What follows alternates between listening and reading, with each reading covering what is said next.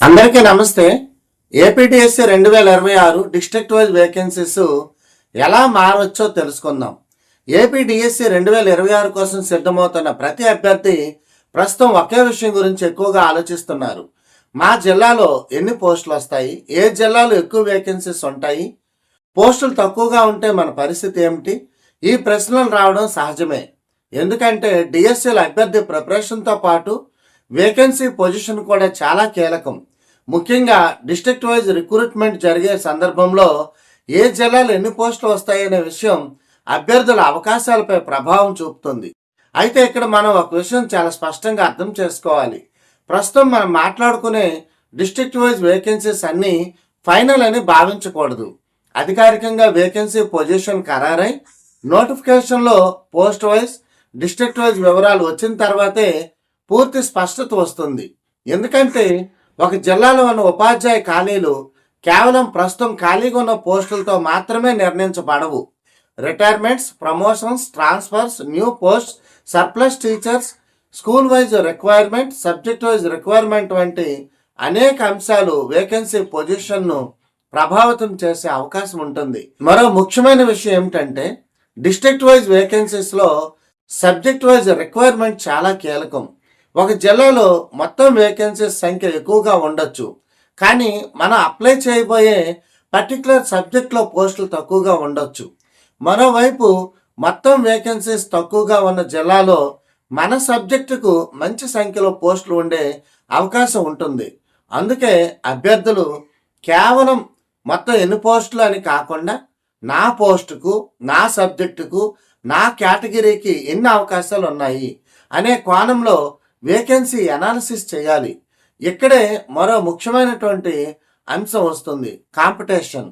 పోస్టులు ఎక్కువగా ఉన్నప్పుడు కాంపిటీషన్ తక్కువగా ఉంటుంది అని అనుకోవడం కూడా చాలా తప్పు. ఒక పోస్టుకు ఎంతమంది సీరియస్ క్యాండిడేట్స్ పోటీ పడుతున్నారు అనేదే అసలు విషయం.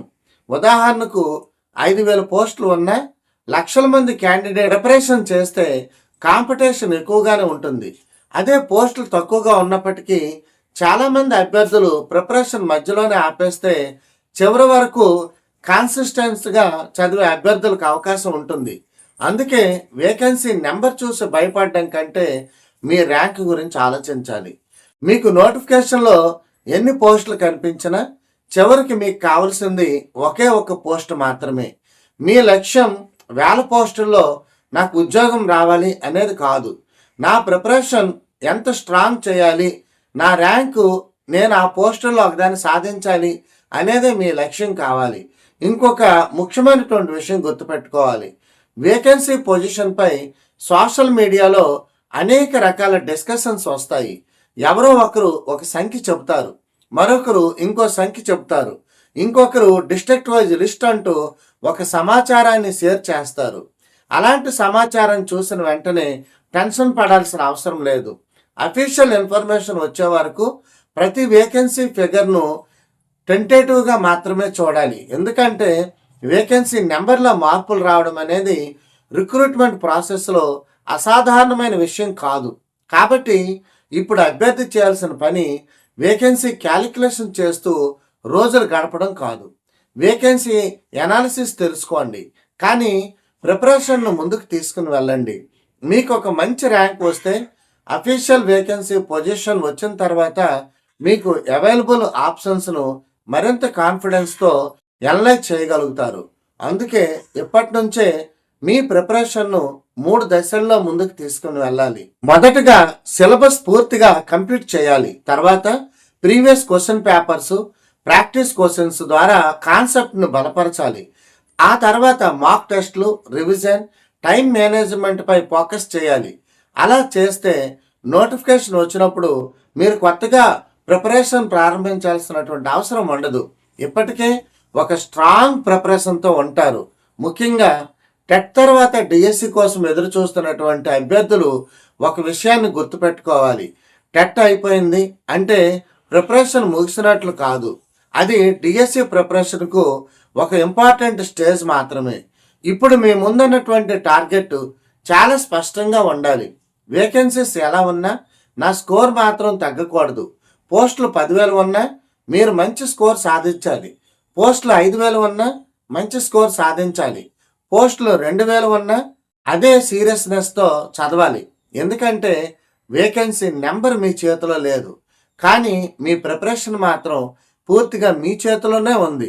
చివరిగా డిఎస్సి అభ్యర్థులందరికీ నేను చెప్పాలనుకున్న విషయం ఒకటే. ఈరోజు వేకెన్సీ తక్కువగా కనిపిస్తుందని భయపడకండి. రేపు వేకెన్సీ పెరిగే ఛాన్సెస్ కూడా ఉంటాయి. వేకెన్సీ ఏదైనా కావచ్చు, మీ ప్రిపరేషన్ మాత్రం మ్యాక్సిమంగా ఉండాలి. ఎందుకంటే నోటిఫికేషన్ వచ్చిన రోజు పరిస్థితులు ఎలా ఉంటాయో మనకు తెలియదు, కానీ ఆ రోజు మీరు సిద్ధంగా ఉండాలా లేదా అన్నది మాత్రం ఈ రోజే నిర్ణయించుకోవచ్చు. పోస్టులు ఎన్ని వస్తాయో ప్రభుత్వం నిర్ణయిస్తుంది, కానీ ఆ పోస్టుల్లో మీ స్థానం ఎంత బలంగా ఉండాలో మీరు నిర్ణయించాలి. అందుకే వేకెన్సీ గురించి ఆందోళన చెందకుండా సిలబస్ను పూర్తిగా అవగాహన చేసుకొని చదవండి. ప్రీవియస్ పేపర్స్ ప్రాక్టీస్ చేయండి. మాక్ టెస్టులు కూడా రాయండి. రివిజన్ చేయండి. మీ స్కోర్ను పెంచుకోండి. ఒక్క మాటలో చెప్పాలంటే వేకెన్సీస్ కోసం ఎదురు చూడకండి.